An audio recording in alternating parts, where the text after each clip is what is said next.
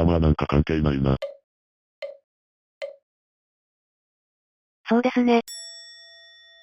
いやもう少し突っ込もうよ。寿命終わっちゃうよ。だって、私はシスタースペリオール、この3姉妹のセンターである。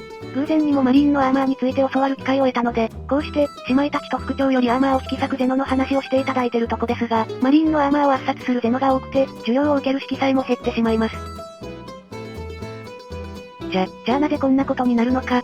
理由をぜひ。オルクが大戦場に出るときは、ミリタリムの連隊を普通に上回る数の群れなんだが。ミリタリムの連隊一つで数千人規模ですよね。大戦争ならその連隊が何十何百とか行くよね。数千かける数百を上回るとか人員おかしくね。そうだ、だがオルクは多ければ多いほどいいと考えるから、とにかく信じられない数を用意してくる。そのため、常在してる連隊だけでなんとかなると油断してるとやられるか、よっても数十年続く長期戦をさせられることになる。最近ウォーハンマー TV で、バトルシスターがオルク一匹に苦戦しまくってる動画が配信されてましたけど。そりゃそうだ、一番下っ端の防衛でさえ一般人を超える超人フィジカルに加え、頭が割れ、脳が丸出しになっても、つければ治るわけのわからん耐久力をしてる。何それ絶対相手したくない。そんな防衛をまとめるのがノブだが、こいつらは防衛より一回り大きく、フィジカルも高い。早速インフレしてない？当然だ、オルクは強い奴の言うことしか聞かず、そのため防衛をしばき倒せる奴でないと務まらない。しばき倒して。実際オルクは喧嘩が大好きだから、気に入らないならすぐに暴れるのが常識だ。荒くれ者どもをまとめるには、強者でないと話にならんのだな。だからって。そしてそんなノブさえも叩きのめすのが大ボスだ。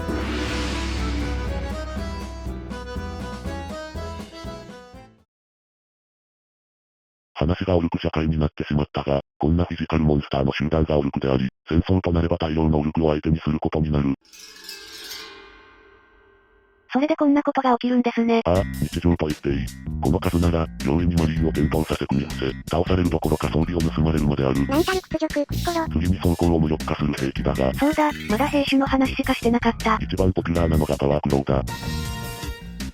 ポピュラー？大体の防衛はノブが従えてるが、パワークローをとにかく好んで装備している。オルクっていっぱいいるから、ノブもたくさんいますよね。なんならノブだけで数人で固まって動く時もある。そいつらが全員、パワークロー装備ってことも。もちろんある。前回紹介したアーマー無力化連中だが、悪魔そのものはそんな簡単に軽減しない。ビルダーは数が少なく、専門ユニットはさらに少ない。同じ理由でネクロンのデストロイヤーたちも多くはない。だがオルクたちはどこにでも湧くし、パワークローはかなり好まれて使ってくる。数関係なしに、組み伏せられたら終わるとブラザーたちには教えてるよ。なので気持ちだけは絶対に負けるな。奴ら以上の大声と強心で圧殺するつもりで歌うといい。ロジエンペラー。その息だ。続いてタウだが、こいつらは近接武器で鎧を貫いてくることはない。では白兵に持ち込めば勝てますか？ああ、戦略的にも遠くから射止めるを優先するから、パワーアーマーを引き裂く白兵武器なんて連中からすれば非合理すぎる。加えて人類よりフィジカル面で劣るため、鉄の塊みたいな歩兵に太刀打ちできるわけない。やっとパワーアーマーがゆえに。これでマリーンの株が戻ります。やったねスペリオールちゃん。だが遠距離からはドローンでマリーンを壊滅させたことがある。ドローンってロボでしたっけ？いや、ただの無人航空機だ。ロボですらなかった。一応、観測者が必要で操作なりなんなりせねばならんが、この通りかなりコスパ良さそうな外見をしている。こんなんにパワーアーマーがやられるの？スナイパードローンという、ロングショットパルスライフル、テールライフル、といった狙撃銃を持たせたドローンがいてな、ステルス機能を持った兵がこれを指示するのだが、ターミネーターのアイサイトを撃ち抜いて壊滅させたことがある。アイサイトって？この部分だ。遠距離から？スナイパーだからな。ドローンでターミネーター倒しちゃうんだ。その攻撃性も相当ヤバいが、指揮している奴を倒せば止まると期待して待機予測地点を爆撃し、狙撃がなくなり、無事勝利したんだが、念のため予想狙撃地点を確認したら、ドローンだけが獲物を探して徘徊してたな。ちえー。ドローンにそんな兵器を持たせられる連中だ。歩兵やバトルスーツには、当たり前に装甲を容易に貫ける兵器を持つ連中が、姿を見せずに距離を保って撃ってくる。そんな連中がタウンエンパイアだ。まあ、そう悲観するな。ある修道会はタウの銃撃を決して舐めず、市街戦で身を隠しながら距離を詰めたそうだ。一方タウ側は絶対に近づかれたくないので、ドローンによる索敵を行った。正面の決闘や鬼ごっこでなくかくれんぼ、そんな戦いで善戦した例があるので、力のご利用しだけが戦いと思わないように。フォージエンペラー。最後にピラミッドだが、まあこいつらの爪は大体アーマーを引き裂く。なんかもう慣れてきました。全員アーマー引き裂いても驚かないよ。ほんでどうせ数おるんでしょ？慣れてきてくれて何よりだ。君たちの言う通り数も質も桁違いだな。ティーンスティガーの爪はセラマイトを容易に突き裂くし、サイジングタロンはアーマーも突き裂くが、ウォーリアー、リッター、その他ととにかく多くが持ってる。そんなことだろうと思ったよ。単体の戦闘力も相当高くてな、ウォーリアークラスだとうちの境界感が怠慢で瀕死に追い込まれた。あ、これ聞きました。ハイブフリートにピンポンダッシュしに行った作戦ですね。ほんま狂った作戦やで。連中はシナプスクリーチャーがいてな、それを潰せば増上の戦力はかなり下がる。そのため少数のマリーンは、シナプスクリーチャーの地点に落とされることも多いのだが、シナプスクリーチャーは大体マリーンの走行を無力化するからたまったもんじゃない。そんな中でハイブシップにピンポンダッシュってどうなんですか？ほんまな。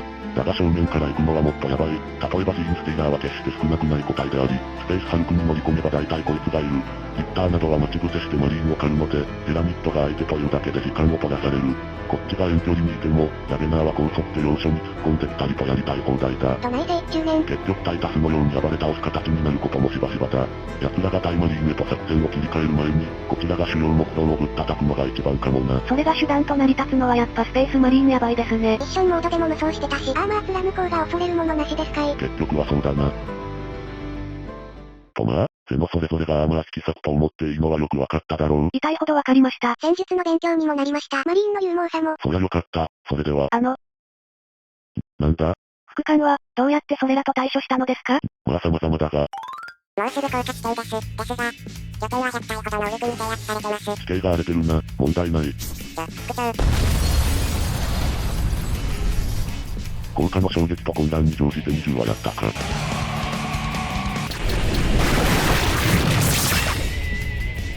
狭い通路でも我先に来るから対処が楽だな。お。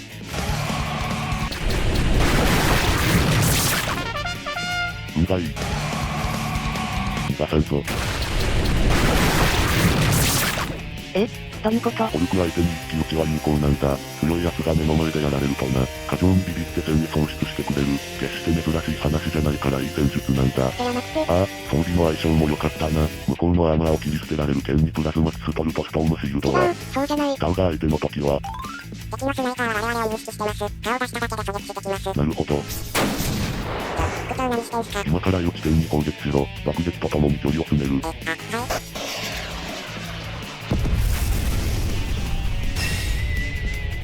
だからどういうこと？弾道で狙撃地点がはっきり分かったのと、爆撃に狙撃者がやられてひるんだところを一気に詰めたんだ。いやいや一瞬で。マリーンなら誰でもできる。味方ビビりまくってますよ。絶対おかしいですって。大げさだ。発射を見て敵の位置を索敵するなんか指揮官クラスは普通にある。それを法制いるにもかかわらず、無駄撃ちした敵が迂闊だっただけの話だ。そうかな。何よりステルス持ちの兵がいるんだぞ。同情してたら透明バトルスーツに近づかれて終わる。そう考えれば有効な戦術ですね。実際にデカめのステルススーツが側面で待ち伏せしていたからな。油断できぬよ。敵も恐ろしいですね。どうやってわかったんですか？私ならそうするからだ。いや理由になってないですよそれ。だが本陣を叩きのめした時に大慌てで戻ってきたからな。間違いではなかった。時間をかけただけ奴らが有利になってしまう戦況。これくらいの即決をしなければ終わると思え。ソージエンペラー。最後にピラミッドは。ああ、こればっかりは確実な手段は期待できんな。何せ連中は攻めてくるたびに学んでくるからな。というと？連中は惑星一つを飲み込んだ後に、ハイブシップの妖怪プールに自ら飛び込む。なんでそんなことするんですか？個体すべての戦闘情報がここで統括され、情報はハイブマインドに送られる。そして次にハイブより生み出されるピラミッドはその情報をもとに、我々の戦術を先読みしたような兵として生まれてくるんだ。何その強くてねえゲーム、リトライ繰り返す人芸かよ。なのでマリーンが配備される場所へ絶妙にアーマーを引き裂く兵を置いたりと、かなり効果的な陣形を準備してきやがるから、どうしてもスペースマリーンのように泥沼戦闘になった。うわぁ、やっぱ副官でも苦戦するんですね。ちょっと安心した。人間アピール大事。ああ、だが一番苦労したのはだな。聞こえるか、俺一人だ。いや、声は戻ってもらった。暴れた甲斐があってな。大物が釣れた。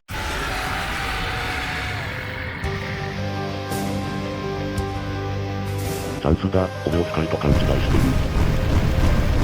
2週間は粘ってみせる。無理無理無理無理無理無理。本ごっこと遠隔連合の戦術と言っただろう。だからって絵面がおかしすぎますって。ピラミッドにはもっとでかいのがいるぞ。だから違いますってば。こんなことする奴もいるんだから、私なんかまだまだだぞ。何なんだよ暗黒音未来。頭おかしいよ。何食ったらこういうことするの。だが正面からやり合えば絶対に勝てない相手だからな。場所が背後でなければこんなことするわけない。だからそういう問題じゃないかと。そういう問題だ。ノルンウェニッサリは敵のトップや重要拠点を潰すため、ノルンから送られた最終兵器でな。今回は私をトップと勘違いしやがったから、それを利用してこの女王の使者にアプローチし続けた。だが変だったのは諦めなかったことだ。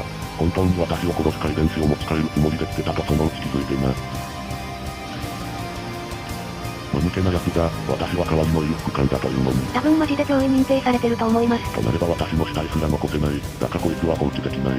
なので溶鉱炉におびき寄せて混浴してやった。なんでそうなるんですか？失敗しても私は了解するし、こいつにはダメージを与えられる。自爆ですか？いや万策尽きた最後の賭けだった。目的である私の遺伝子が了解するなら作戦は失敗だ。事態は一刻を争う中、奴は私を捕食することで保存すると選択した。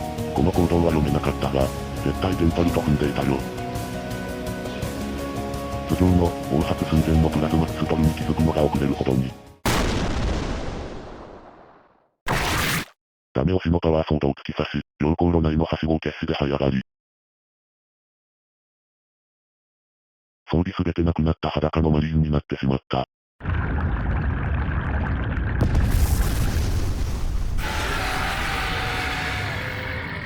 そ。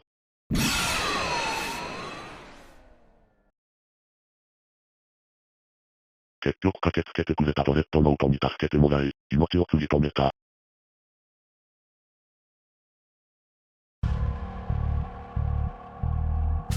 パワー余ったマリーンだろうが、正面からの戦いでは話にならない敵がいる。だがパワーアーマーのおかげで奴を弱らせるくらいはできた。何事も工夫次第であり、それを活かせるのがスペースマリーンということだ。んなわけあるかー。この人がおかしいだけだって絶対よくわかったよ。タイタストリーマリーンのトップクラスは化け物ですわ。意外だね。君が武勇伝の時間を忘れて話すなんて。おっと交代の時間か。まあ、しょっぱなにマリーンのダサい話をしてしまったのもあるからな。やはりこういうのはあんたに任せるよ。お疲れ。ああ、お疲れ。さっきの話、続きがあってね。命を軽々しく扱いすぎだよ。それはあなたも同じでしょう。どうせまた勝手に一人で来たんでしょう。そりゃあ、君の指示に逆らえる者なんて私くらいしかいないからね。生きててよかった。なら背負って連れてってください。もう何も見えないほど疲れた。そこまで白なんか誰も言ってないのに。まったく、マリーンにあるまじ地防御だ。子供一人助けるためにブラッドレターに切られたマリーンもいるんだ。それに俺はあんなダサいやられ方はしません。ひどいバレようだな。まあ事実だが。ですが、なんとあなたに救われたか。ありがとう。なんでうちの重要機密を喋ろうとした。何、いつもしてることだ。そいつが目覚めたらまた話を聞かせてもらうといい。だが妙なことを話したら否定されるとでも言って黙らせてやってくれ。オーディエンジャー。やれやれ。やはり俺には若手の教育は無関な。私はスペリオール。上に立つ者は、パワーアーマーよりも硬いものを内に秘めてると学びました。